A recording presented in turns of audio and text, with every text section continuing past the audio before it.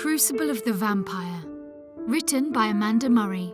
Narrated by Gemma Lawrence. Chapter 9. The Crucible. The sound of intense buzzing resounded loudly in Isabelle's consciousness, and she opened her eyes to see a small dirty window covered in flies, trapped by the glass.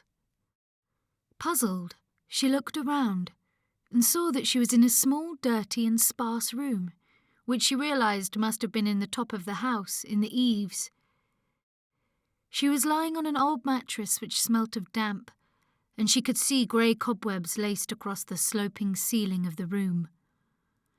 Watching her from a chair in the corner was Carl.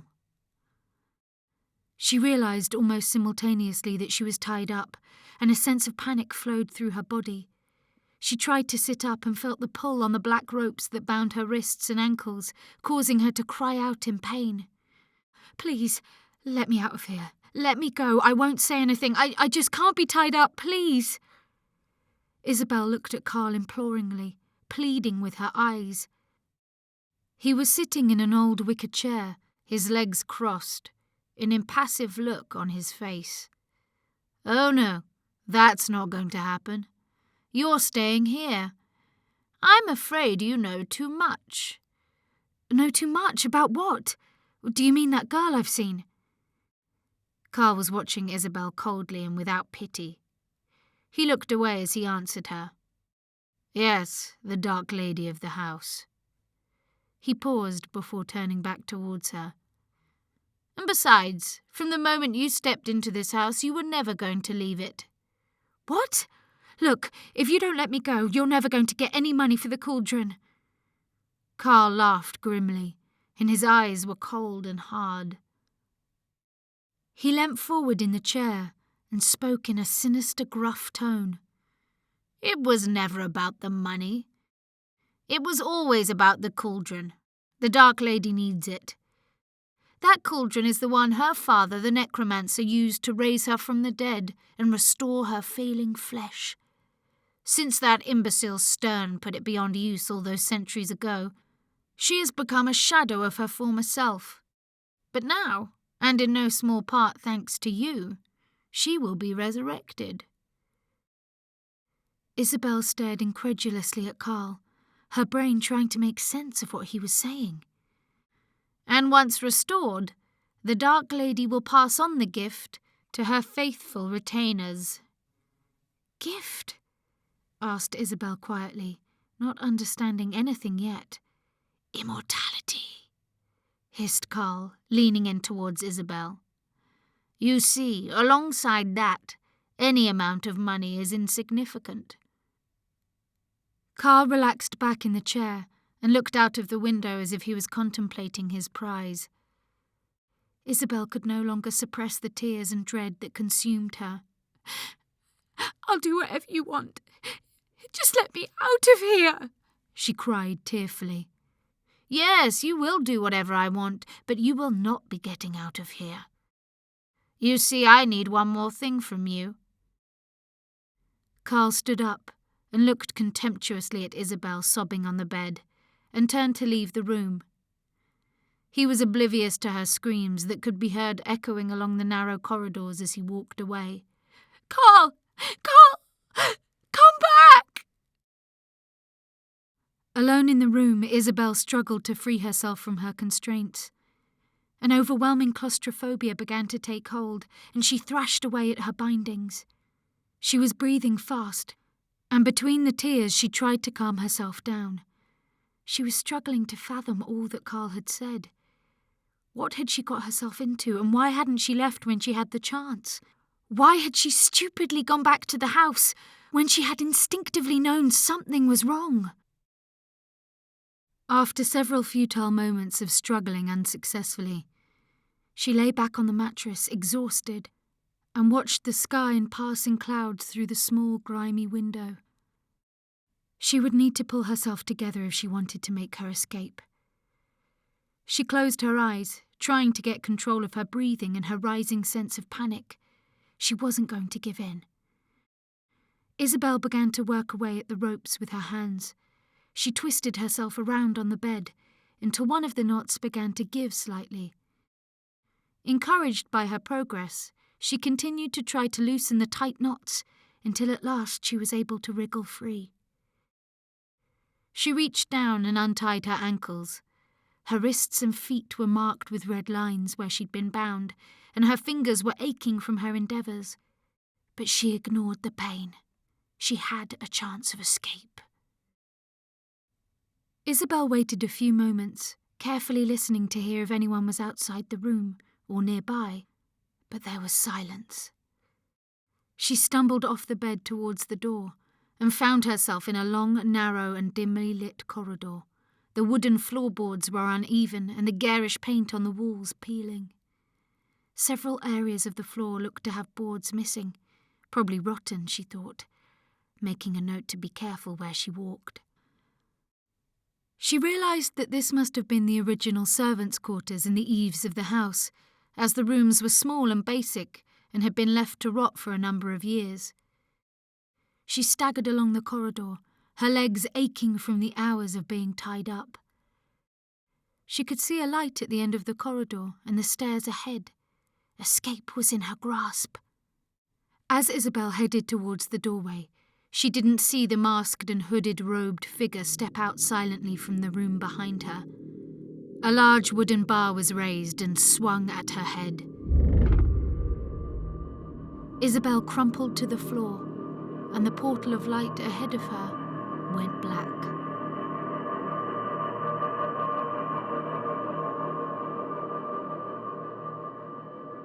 She was being dragged along the corridor by her feet. It was dark and she couldn't see anything properly. Isabelle was only half conscious, but at least she was alive. The pungent smell of floor polish wax ingrained in the old floorboards invaded her senses as her head and blood-matted hair trailed along the floor. Someone bundled her into the ancient service elevator that she knew was at the back of the house near the kitchen area. The rope lift trundled noisily as it descended, juddering and creaking, finally coming to a stop as it reached the ground floor. Isabelle willed her body to move and try and make her escape, but try as she might, her body lay limp and unresponsive, her vision blurring as she tried to focus on who was dragging her out of the lift. Whoever it was seemed to be shrouded from head to toe in fabric. Even their face was obscured. She could hear sounds, strange sounds which were getting nearer and louder. The temperature suddenly changed, and it began to feel colder and darker. Isabelle thought that she was blacking out again, but she was now being carried down a small stone staircase, past some beer kegs. The indistinguishable noise grew louder, echoing in her consciousness as she got nearer. Wait, she knew this place. It was the cellar where she'd been working for the past few days. Somehow it all looked more prison-like than she'd remembered. At the end of the corridor where she'd excavated the cauldron, something was happening. Shadows and reflections of people moving about, and the sounds of activity could be heard. Isabelle strained her eyes to see, but she could not make anything out. She was bundled into a small dark space that resembled a crypt. The dust and dirt filled her nostrils and she began to choke. The feeling of suffocation was overwhelming. "I have to get out of here!" A muffled crying noise seemed to be coming from behind one of the bolted doors on the side of the cellar. Or was it her own voice Isabelle could hear? "Help me! Help me!" The cold and dampness in the cellar was creeping through Isabelle's bones as she slowly drifted in and out of consciousness. Her skin felt like stone, and her hands were numb. She made a supreme effort to focus in the darkness, trying to remember where she was and what was happening to her. She seemed to be in some sort of cell, and the only visible light was coming through a small barred window set in the heavy wooden door.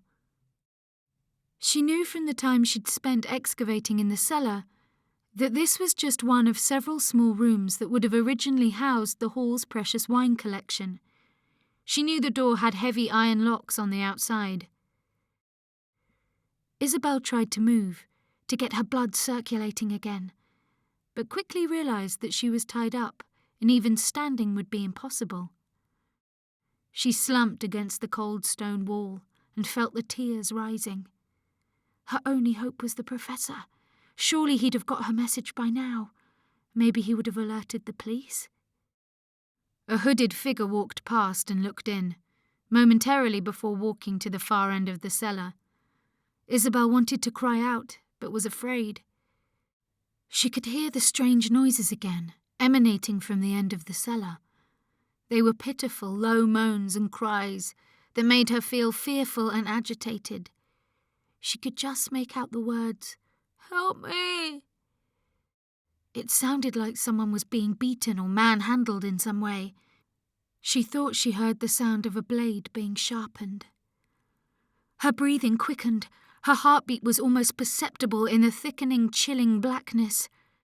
Suddenly, someone appeared at the cell door, and Isabelle looked up to see Scarlet looking in through the bars at her.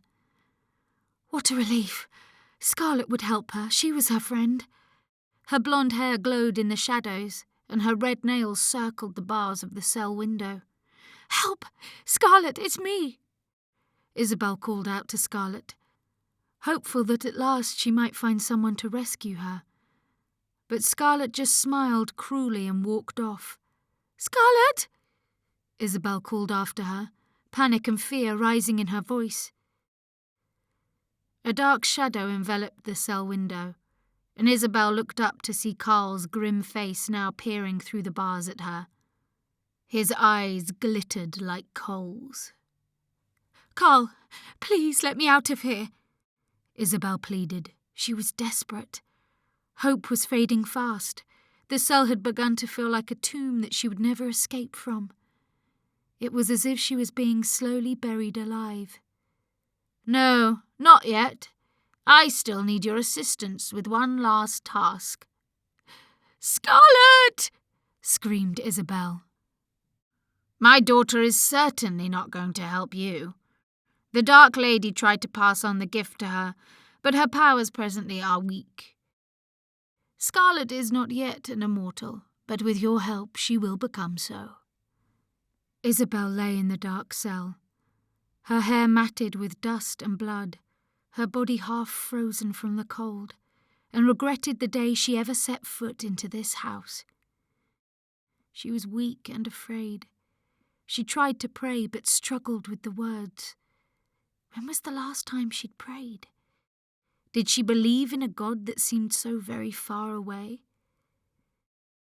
She'd lost all track of time. There was no end to the darkness and the disorientation. Was this all a nightmare that she might wake up from? Or perhaps she was dead already?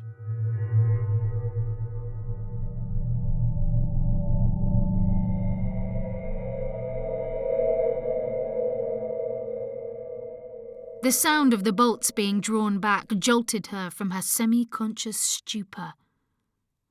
The room darkened as a hooded shape entered the cell and grabbed Isabelle roughly by the shoulders. She saw the flash of a knife and stiffened in fear. The knife moved towards her wrists, and she froze, but it quickly sliced through the ropes that bound her, and she was wrenched to her feet and pushed out of the door. Her body was stiff from the cold, and waves of pain electrified her body. She stumbled and was barely able to stay upright. She hardly felt the tight grip upon her arms. Now that Isabelle was in the subterranean light of the cellar corridor, she could see that there were several figures, 4 in total, all dressed in dark hooded robes. There was some strange writing around the neckline of the robes, which looked very similar to the Brythonic writing she'd detected on the cauldron. It was impossible to see who the acolytes were, as their heads were covered with large hoods, and over their faces they wore grey masks highlighted in gold. With some sense of dread, she recognised the masks and hooded robes from Evelyn's dressmaking room, but they looked even more sinister now. Isabelle tried to struggle, but they were too strong for her. The cold had made Isabelle immobile and weak, and she found it difficult to walk. Two of the acolytes held her between them. One of them stood behind and one at the front. The acolyte leading them into the rear of the cellar was holding a small silver dish in which a flame burned brightly. They began to process along the uneven passageway. Isabelle was being dragged along, resisting and struggling. As they grew nearer towards the end of the cellar, Isabelle could detect shadowy activity. Something or someone was moving about disconcertingly. Rounding a corner, they passed a room on her left, and as Isabelle glanced in, she let out a horrified cry. She could just make out a half-naked man in the gloom, tied to the beam of the cellar's low ceiling. He was bruised and bleeding. Horrified, she recognized Tom, the young lad from the pub who chased her in the woods. Oh, if only she'd listened to him.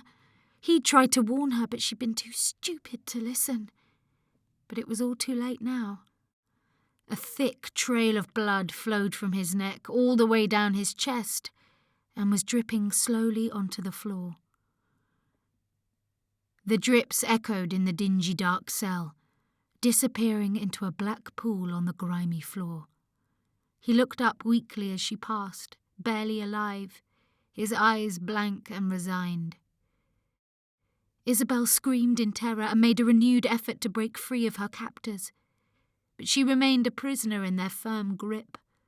They continued on, dragging her towards the room at the end, impassively ignoring her screams. The hooded figures pushed Isabelle into the cellar, where Carl was standing imperiously. He was also dressed in a dark robe, but unlike the others, he wasn't wearing a mask or his hood. This was the part of the cellar where Isabelle had spent her time excavating the cauldron. It looked very different now. She glanced around the room, which was now lit by a number of flickering white candles and oil burners, which were dotted about the place, creating ominous shadows in the subterranean space. Clumps of foliage hung upside down against several of the pillars. On the walls were a series of occult-style runic inscriptions, and these were also imprinted on the floor, around a central pillar, on which sat the resurrected cauldron. Isabelle was shocked to see that the cauldron had been welded together and was now in one piece. A thin, jagged, silvery line had restored the ancient crucible back to how it would have looked before Stern had cleaved it in two all those centuries ago. Not far from the cauldron stood the oxyacetylene welding rig that Isabelle had seen being delivered not long after she'd arrived at the hall. It was now all making some sort of sense. Isabelle found herself propelled towards the cauldron by one of the acolytes. He pulled up the sleeve of her white cardigan and roughly held her outreached arm over the ancient crucible. As Isabelle struggled, she could see a dark, shiny, almost black substance in the bottom of the cauldron. She recoiled in horror as she realized it was blood. On the other side of the cauldron, an acolyte lifted a large syringe and plunged it into Isabelle's forearm. She shrieked as the sharp needle hit the vein, fear and pain both paralyzing her body. Carl, who had previously been watching quietly from the shadows, stepped forward as one of the acolytes lowered their hood and raised the mask just enough so that Isabelle could see their face. "I was delighted to hear from Veronica that you have been saving yourself for marriage. Virgin blood is one of the most powerful ingredients in the necromancer's apparatus and essential for the restoration of the Dark Lady." Veronica gave a small half-smile as Isabelle stared at her in shock and disbelief. The syringe was now half full of blood. Isabelle watched it slowly fill, bright red, raw, fresh, and simultaneously felt the life begin to drain out of her, drop by drop. "Your devotion will soon be rewarded," Carl smiled sinisterly to the acolytes, before turning and walking away down the corridor. Isabelle felt faint, and her body began to slump.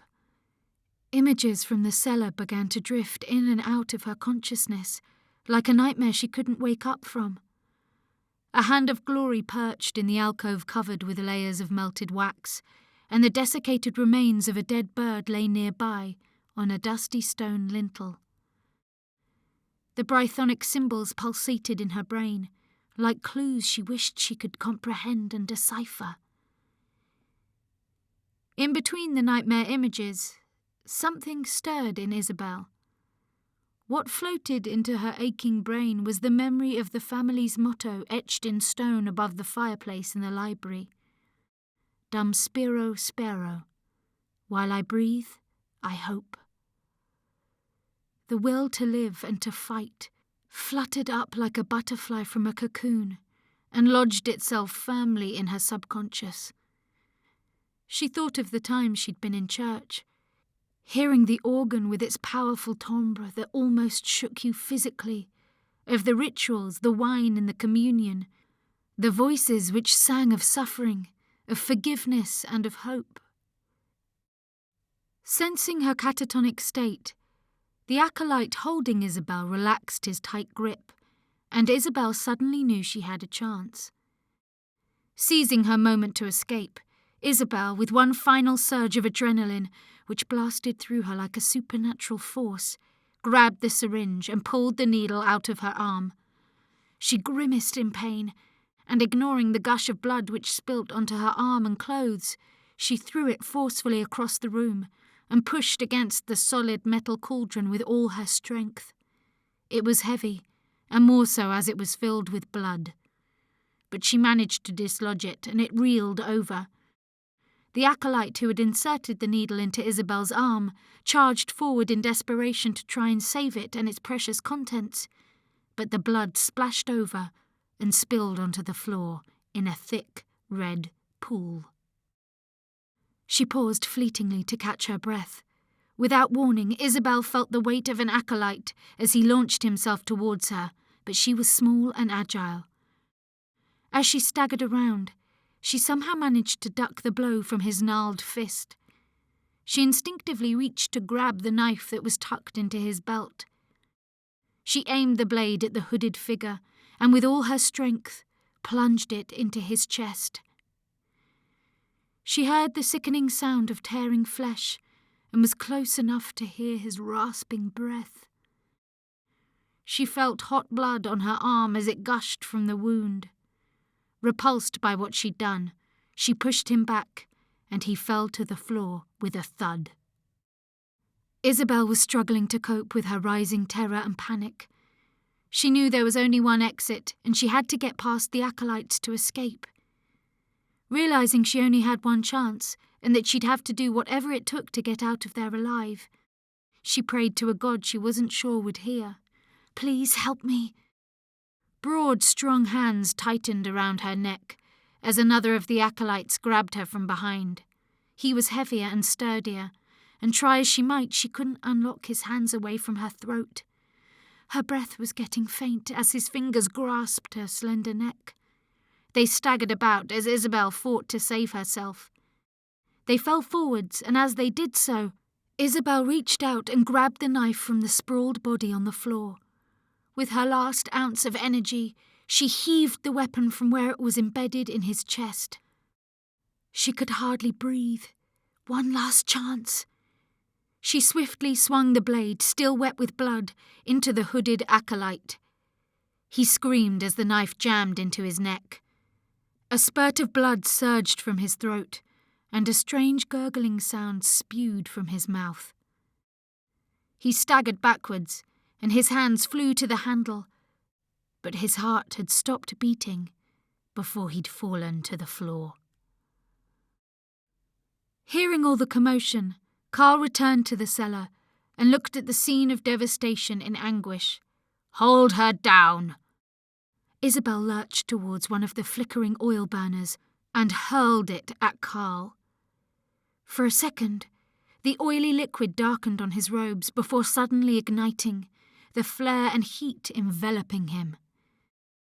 Carl's grisly screams could be heard above the crackle of the flames, and he ran terrified along the corridor, flames engulfing his anguished cries for help. He hadn't got very far before he collapsed on the floor, his howls silenced.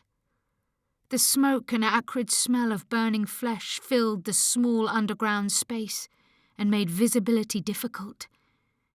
Isabelle began to retch. She put a bloodied hand over her mouth and nose, attempting to block it out. She hardly noticed one of the acolytes racing after Carl, leaving Isabelle alone with Veronica.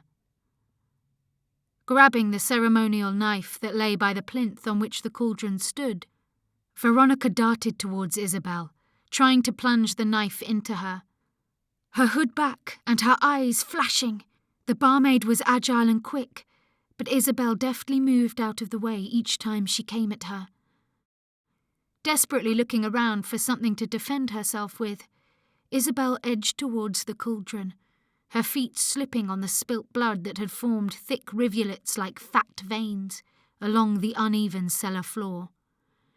She kicked out at the knife as it sliced the air and somehow managed to knock it out of Veronica's hand. It clattered onto the stone floor some distance away. Veronica snarled and hissed at her like an angry animal and lunged ferociously towards Isabelle.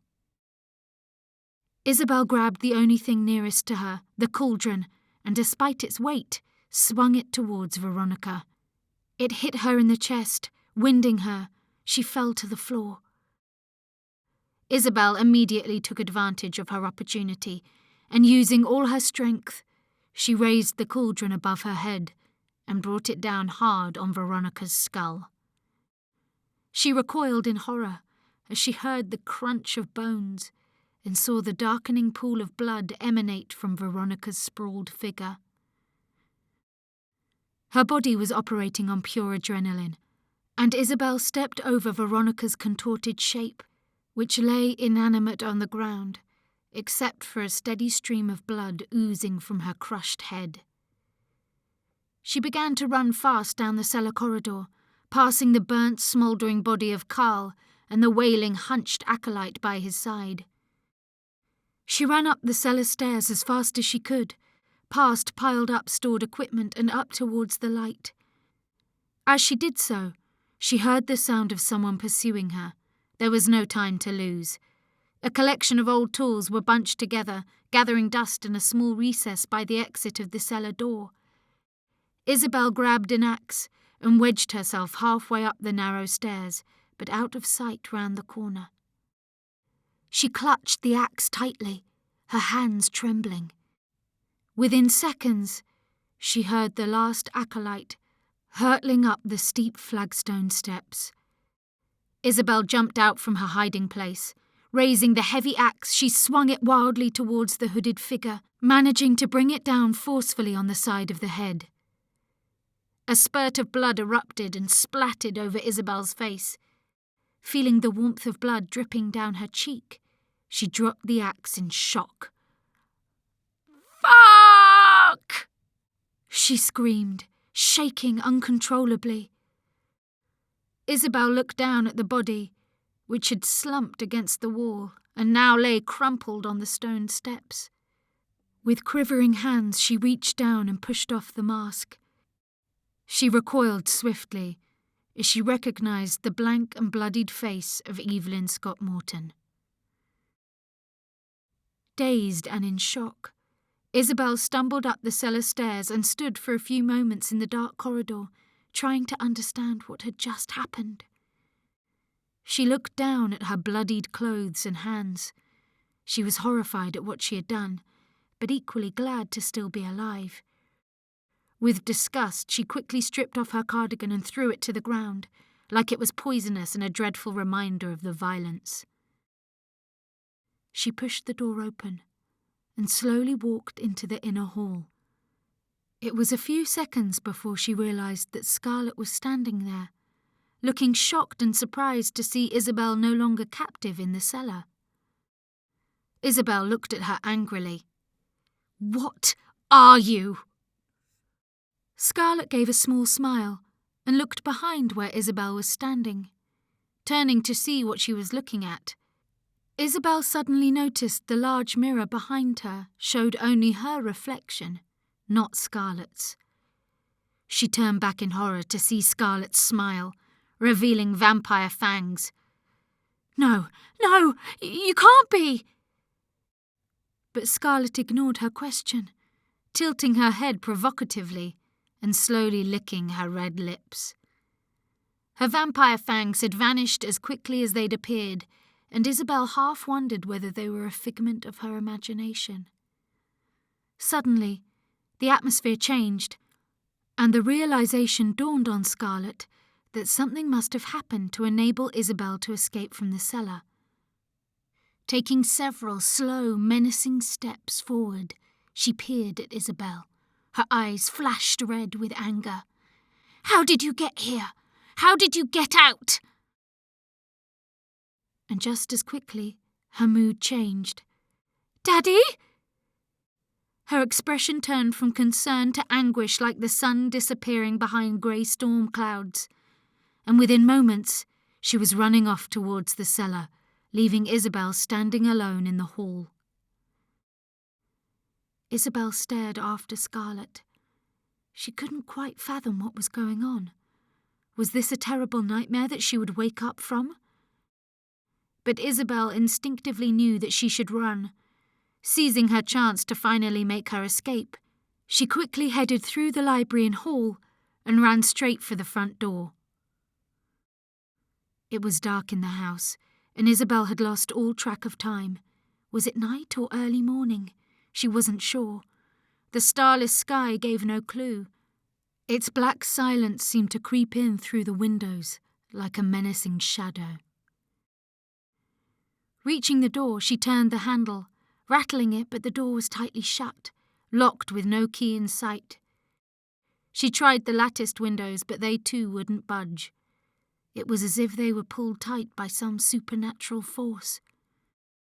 Isabelle returned to the front door and tried again, pushing hard against it with her shoulder, but it wouldn't yield. She leant her head on the door and began sobbing, her breath misting up the glass. After all the trauma of the last few hours, she felt exhausted, drained, and a creeping sense of weariness began to overtake her tired brain. Scarlett entered the smoke-filled cellar, fearful of what she might find. She hadn't recognized the lifeless and blood-stained corpse of her mother lying on the cellar steps. She stood in the low doorway of the cellar for a few seconds, while her eyes adjusted to the subterranean darkness. Her slim and athletic black lace-clad figure silhouetted against the shadowy light seeping into the gloom from upstairs.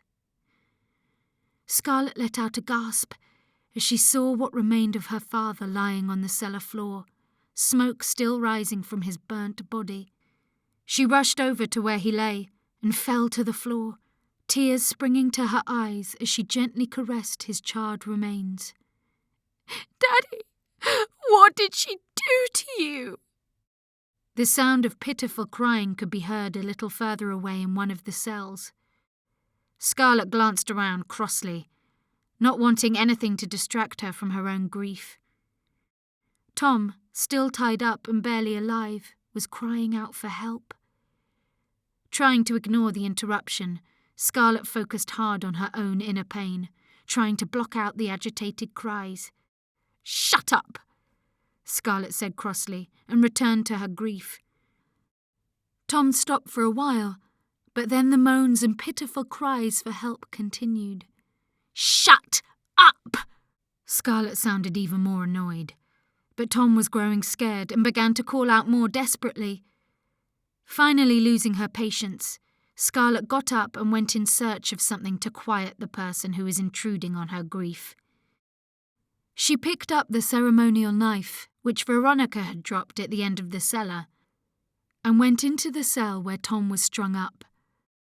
As she marched in, Tom saw the look of anger on Scarlett's face. He immediately stopped crying out.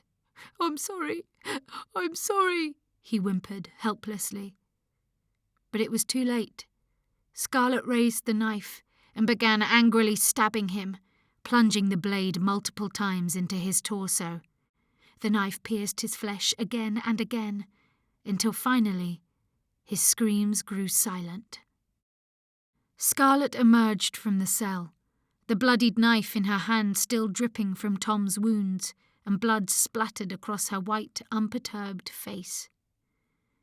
She knelt back down by her father, dropping the knife as if nothing had just happened, and began weeping again, mourning the loss of her precious father. Suddenly she noticed something. Looking thoughtful, she stopped crying. Isabelle.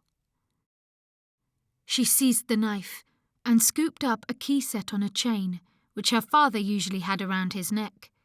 It was lying on the floor close to his blackened body. She stood up slowly, an angry look on her face, and with the key and chain in one hand and the bloodied knife in the other, Scarlet began to walk purposefully towards the cellar stairs, her footsteps slow and menacing on the cold floor.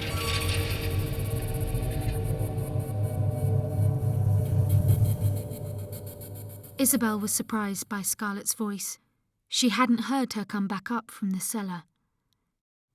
"Is this what you're looking for?" She smirked, though her voice was like ice. Scarlet was standing rigid, watching Isabelle frantically trying to escape from the unyielding front door. Isabelle swung around to see Scarlet holding up the key on the chain that Carl usually had around his neck. Scarlet's face was contorted into an evil expression, her eyes large and cold, her skin white, spattered with a few drops of blood. She saw the blooded knife in her other hand and knew that the fight wasn't anywhere near over.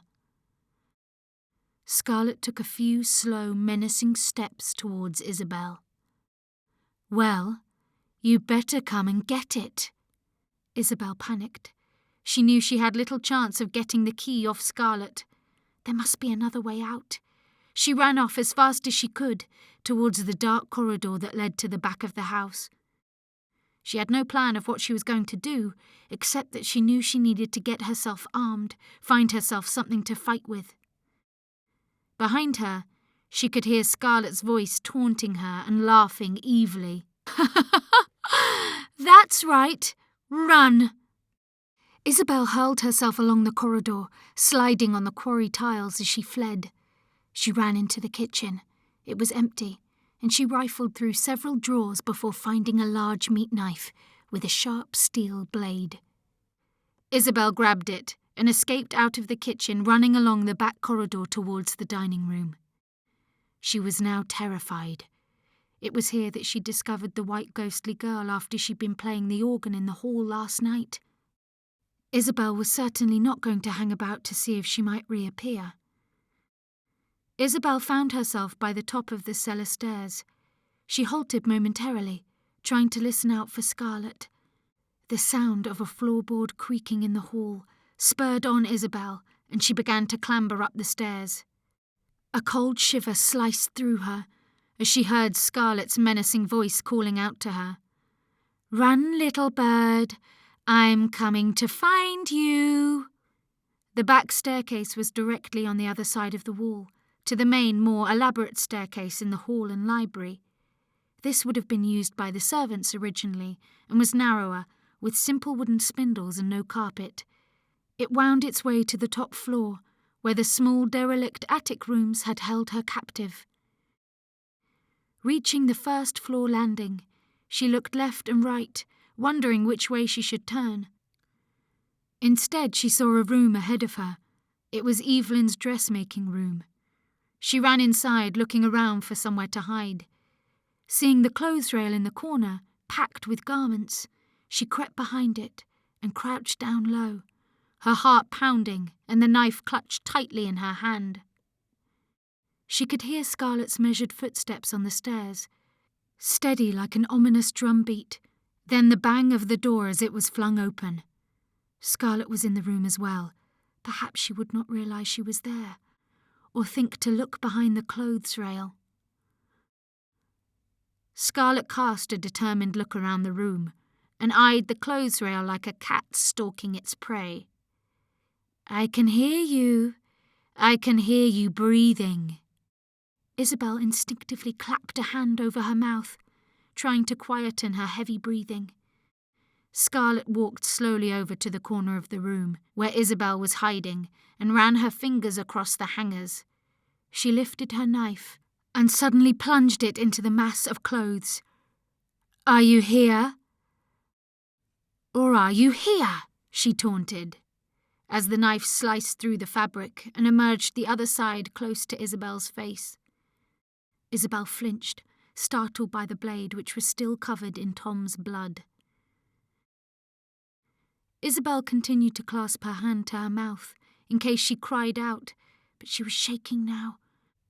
There seemed no way she could avoid a direct confrontation with Scarlet.